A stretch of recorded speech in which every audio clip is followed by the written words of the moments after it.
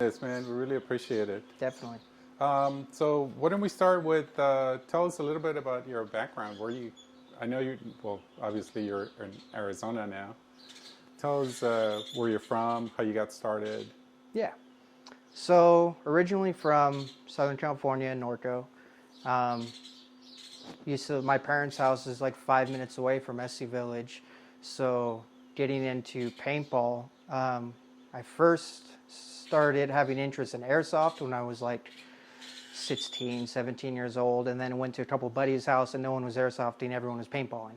So they would show me their paintball guns that have like Tippmann 98s and stuff like that, and ions, and one of my buddies had a pump marker, and they got me into paintball, and then I got my own Tippmann A5 was my first gun. That was the first gun that my dad got for me for Christmas one year.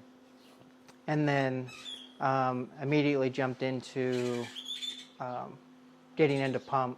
I found a trilogy on eBay and got the trilogy, and then the local guys at CC Paintball, they helped me build it up into a pump. So played with that for a while, and then getting into I found Eugene Lee on PB Nation, and then that's how I found Evil Intent, your guys' team. And then we played for a while, for a couple years, and it was on and off. And yeah, so that's mainly pump paintball was the scene down there, and still is, obviously. But that's always been my preferred main way of play, still play it today. And yeah, that was mostly getting into paintball. Cool. How did you find machining? How did you get started into machining? So Where did that interest come from? so I worked at SC Village that was my first job. I worked at SC Village as a referee. I was there for a couple years, maybe 2 or 3, and did the main walk-ons, did the main events like Decay Nations and whatnot, and always talked with all the vendors at Decay Nations. We talked with some of the guys that were building custom guns. At the time was Niche Paintball. They had a booth out there at Decay Nations. And then shortly after I left SC Village, and I was working at a rock quarry for a while. That was my second job. And then I was only there for a short while, and then I got laid off. And on my way home from getting laid off, I know I needed to find work. So I hit up the guys at Niche Paintball, and I said, hey, if you guys ever need any help trying to run anything to anodize, or need help with running anything in the shop, let me know. And they said, okay, come on by. And then I started with them. So I worked with them for a good, at least a year or so. And then they showed me the ropes on what machines are, and how they work, how they operate, how they run. Ran their machines for a while. That was right when we were building all of the elements, manufacturing those, and sending those to anodize, doing assembly for those as well. And the Vector was starting to come out. And then I also worked for his neighbor, another guy in a machine shop. He needed help running his machines. So every other day I switched off. I worked for the guys at Niche, and then I worked for this other company that did UTV custom work. And then after like 6 months or so of doing that for a while, the guys at the UTV shop said, hey, we're moving to Arizona, the whole shop. Do you want to come with us and run the shop in Arizona? And I said, yeah. I knew how to run their machines, set them up, and do the light programming. That's mostly where I learned taught myself how to program there. And then moved out here to Arizona. That was in 2016. And in his shop, after hours, he would let me run the machines as well. And then that's when I started Mozak Machine. So Mozak Machine started with doing small custom cuts on bodies, basically being influenced by like Aaron Carter's cuts, other custom cuts like that. And then that's when I made my first trigger frame as well. So I made my first trigger frame. The trigger frame that everyone used was like a standard WGP thick 45 frame. I always liked a CCM thin 45 frame, and I said, hey, no one makes a thin 45 frame. I'm going to make my own, and I always really liked the bob-on humpback on the back of the frame. So I put all that into one, lots of YouTube hours and learning how to program and run the machine, crash the machine plenty. That's how I learned. And and I made my first 15 frames, I think it was, and that was the start of that. And then I started doing custom work. People wanted custom work on bodies, small 2-dimensional cuts, angled slots, ball mill slots, stuff like that. More Carter based. And yeah, that's mostly how that started. And then I worked for them for a few years, and then moved to another shop, and I learned more of how to better actually use the machine and set it up instead of just pushing a button and operating, running it. More high-end parts, tighter tolerances, stuff like that. And I was at that shop for about 3 years until about, that was also when, so when I got into that last shop, Mozak went pretty blank for a while. I didn't do anything.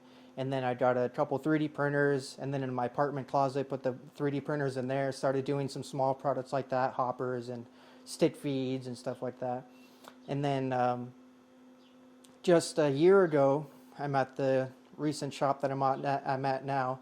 It's a huge aerospace machine shop that has a couple shops around the country. And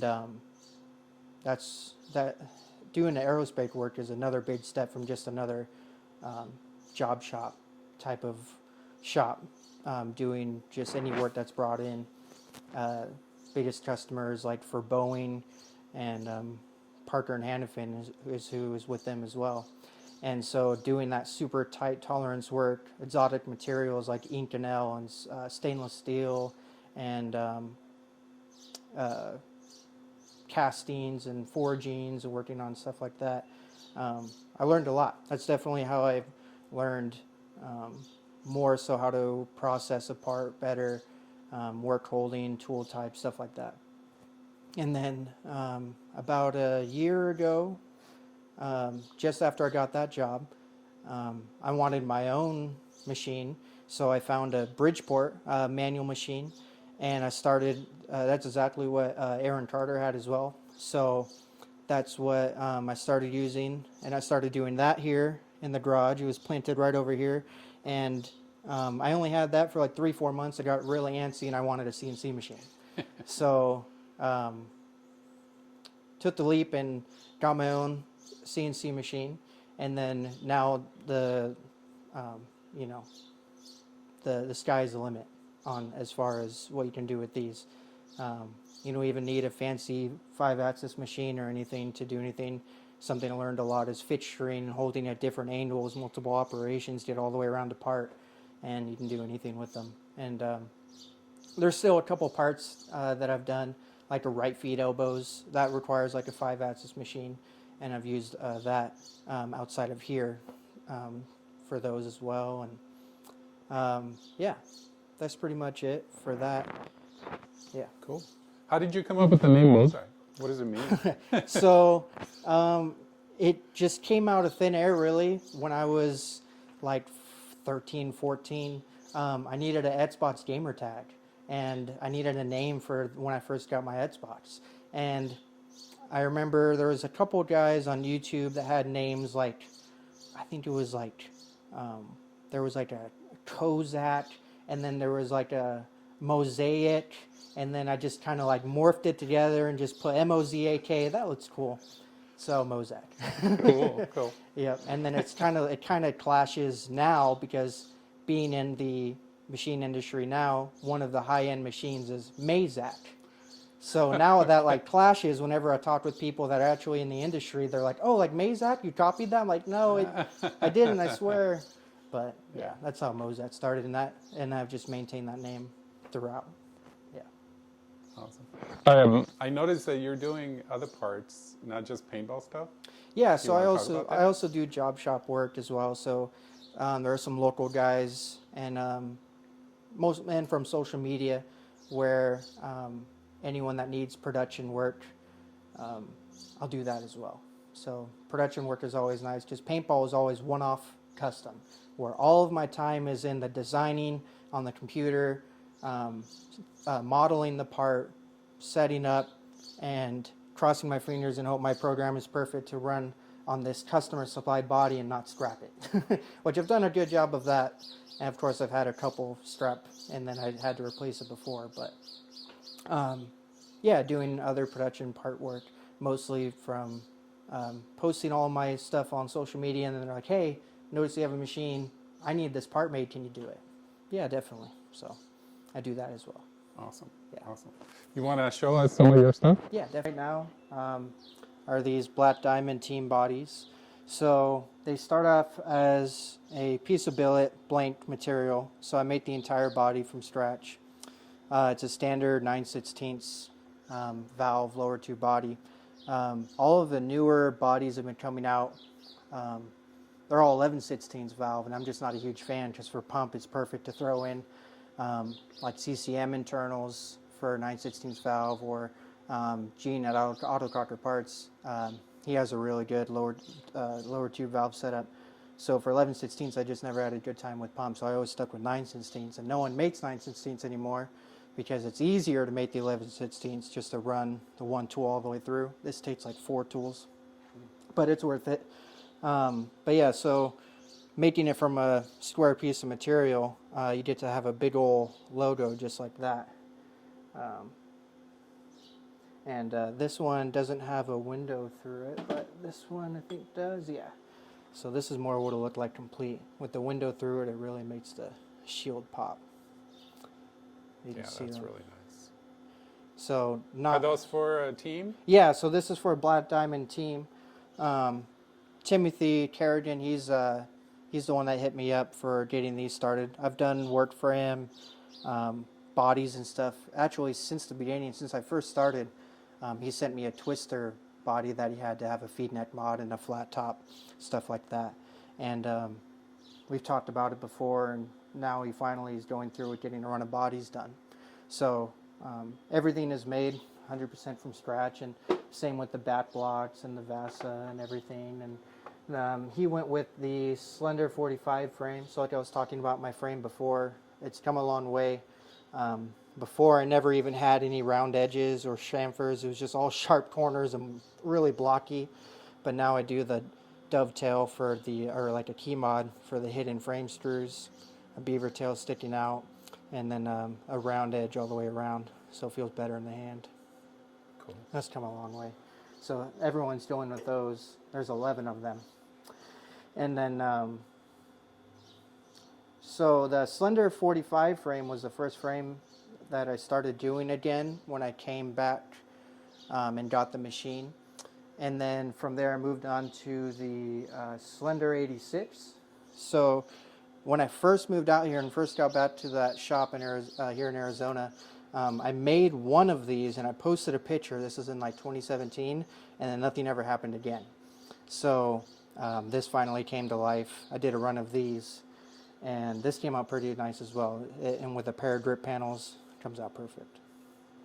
And then from the Slender 86, I moved to my first thick 45 frame. So I maintain that same humpback that I've always been a fan of, and then rounded edges and whatnot. It's basically the same thing as a Slender frame, just the standard thickness. Some people complain. But my personal favorite's always a slim frame with a thick pair of grips. It always feels the best.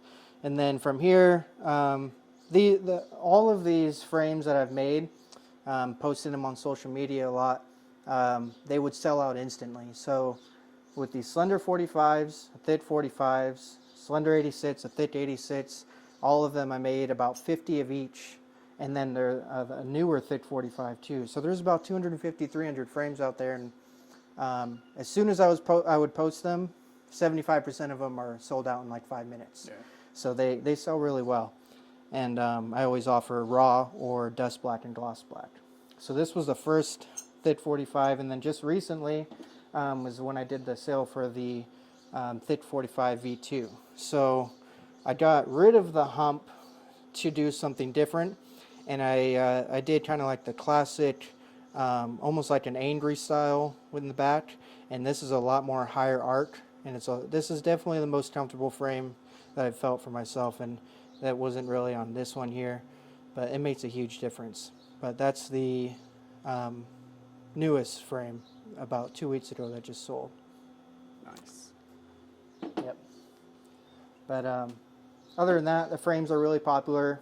I did this team body of guns, and then the other blank bodies that I had for sale, I had, the first run was 40 of them, and those sold pretty quick as well. And I'll be doing another run here soon to try to have them ready for Super Game Oregon. And I'll be posting on the Facebook page. I do pre-orders for those bodies. There's a lot more work into them, so I want to have a more accurate quantity. So I do pre-orders for those. I just say, hey, you're going to have these ready. Who wants one? However many people come in and message me that want one, that's how many I make. Do you have any of those to show? They're all milled, Oh, yeah. unfortunately, but I have one. I should have brought it. but it looks just like this. So like the other half isn't done on these. So one half is done, and they start off just like this. So the blank body is exactly how it comes, and then it's just blanked on this side as well. I still have to run the other side for these, but that's exactly how it comes out, and it comes with a blank back block and the VASA as well. Yeah. Cool. Cool. All right. Yep.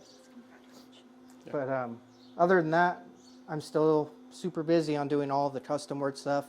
I have a table back there that's full of 20, 30 USPS boxes from people of custom work that I'm slowly getting to, but I do first in, first out. So these guys hit me up in like this in November or beginning of December. Wow. So that's where I'm at. And all those back there is everyone after that. So that's how I have it laid out. And I get messages a lot about if it's ready, but luckily there's a good understanding of custom work takes a while. Right. And like I said before, it's all of the time is in the design. The actual machining is like an hour worth of time, and the design is, 4 or 5 times that. So that's where all the time is. But I do offer standard cuts on top of what other people just want for custom cuts.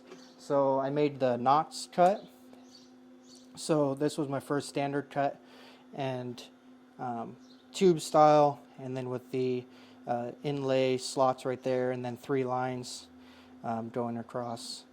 So that was one of my first standard cuts. I also do the slender cut, which is basically a minimalistic style body with the thin walls, kind of like a flea, but a flea follows a contoured lower tube. I just do straight blank lower tube all the way across.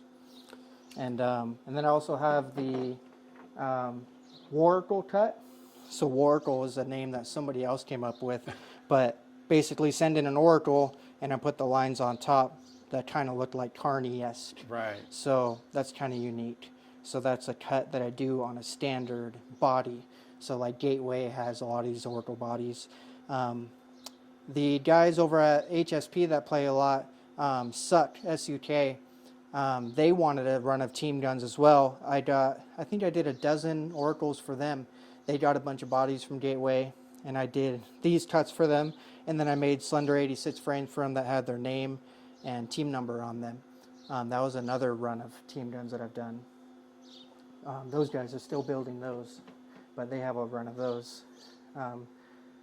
The Knox cut also I've done to other bodies. So like this is one of the twin bodies that, I can't remember his name. I think it's Ken at KPCS or Doc, one of those guys. He made a run of these double feed bodies, and I just threw the Knox cut on there, put a window all the way through. These are rare enough, but I've never seen one with the actual window cut through the middle of the body.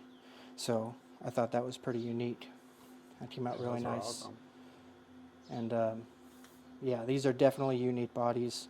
You see one floating around every once in a while, but there's some serious work that those guys put into these, and they're really cool. But yeah. Yeah. Do you want to show me the rest of the shop? Yeah, definitely.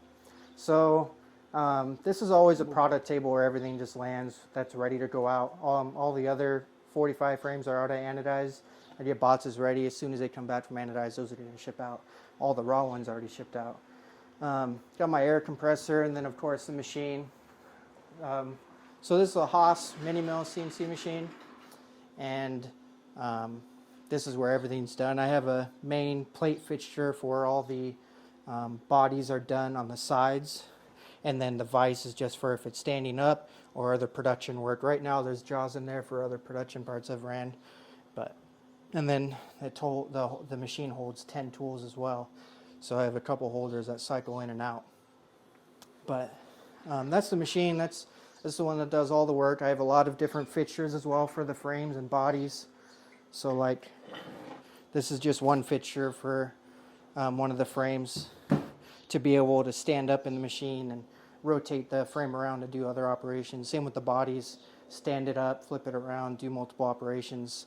The machine just barely has enough height to like drill out the inside of a body. It goes all the way to the ceiling, and one of the tube actually just touches. But from the bottom of the table to right up here is a perfect height to still be able to do the inside of a body. Pushing limits and big tools, but it works. And yeah, so this guy does most of the work. Back here I just have a workspace table, laptop, where I do a lot of the programming. Some other parts I've made as well. One local team, Fluffy Bunnies Pump, they wanted some custom CCM style plates for their handles. So I made like a dozen of those for them. Which came out cool. And same with the body. He wanted this was my first generation blank body that I did last year. And he wanted a two-face body. So he wanted a knots cut on one side and then nothing on the other. And I did the same for the Vasa as well. The Vasa's blank and knots on one side, and the back block is knots and blank on the other side. So That's pretty cool. That's Doug. Different. That's Doug over with the Fluffy Bunnies Pump. He always has unique stuff like this for me. I've done since the beginning as well. When I first moved out here, he's given me plenty of work over the years, and he always wants something unique. But other than that, just have the table where I have all the USPS boxes of custom work to do, and then just a cabinet of all my shipping and supplies and screws and hardware and stuff like that. Cool. And then a little manual lathe. So right now I'm working on making bolts. So all of those team guns will get bolts as well. So full Delrin bolt, and the cap will be aluminum, and that'll be press fit on, so they can aluminum or anodize the cap with the bodies, and it'll match, and then they can just press it on after. And yeah. So bolts, bolt pins, caulking rods, and stuff like that. That'll be done on this guy right here. Yep.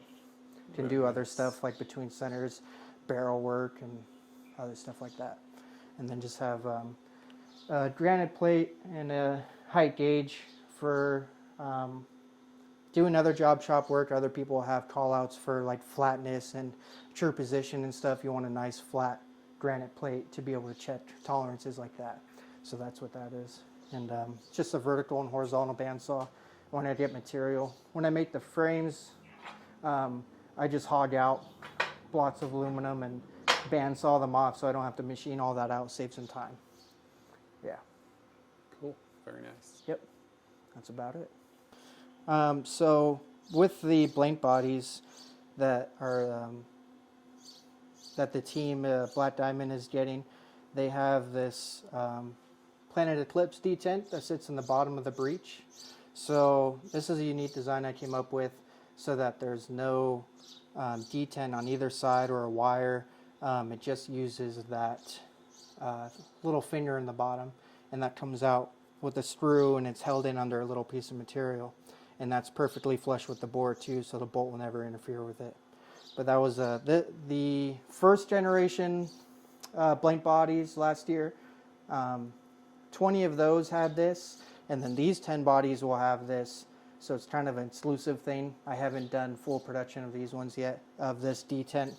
The other 40 blank bodies that I did, you had the option of the wire detent and a standard threaded hole detent. But very cool. a couple examples. That's your design, right? Yeah, I came up with that. So I just dimensioned out where the detent sits in the body, where it's supposed to be for a standard detent, and then I just said, hey, grab a Planet Eclipse detent. Basically, someone who's done something similar is like CCM, their T2, their detent is in the breech. But since they have two tubes, they can drill a hole, shove the detent up through that, and then clamp the body together. So that's how they're able to do that. Yeah. And then I made a way to do it with a one-piece body, and that's slotting a hole in the top, making a piece that'll hold that detent and the detent sticking up. Very nice. Yeah. What else did you want to show us? So, like we were talking about before, a couple other production parts that I've made. This is a compensator for a Glock. So this is an idea that a customer brought, and I kind of changed the design to be a little more manufacturable. But this is what threads onto the end of the barrel on the Glock, and it's just a compensator. So this slot, it forces air when it fires to come upwards, and it manages the recoil better. So that's just another part. There's a lower for an AR. I didn't make that. I got that from a buddy, but it hangs out on top of the machine because it looks cool. But there's other assortments of parts up here, mostly that are scrap. That's like the aisle of shame I stare at every time I'm on the machine. So anything that's been scrapped, vertical ASAs, whether it's size or drilled holes or threads, feed nets, stuff like that. Yeah, there's one of the parts that I've done at the shop that I work at. This is a good example of a 5-axis part. This was made from a big block of material.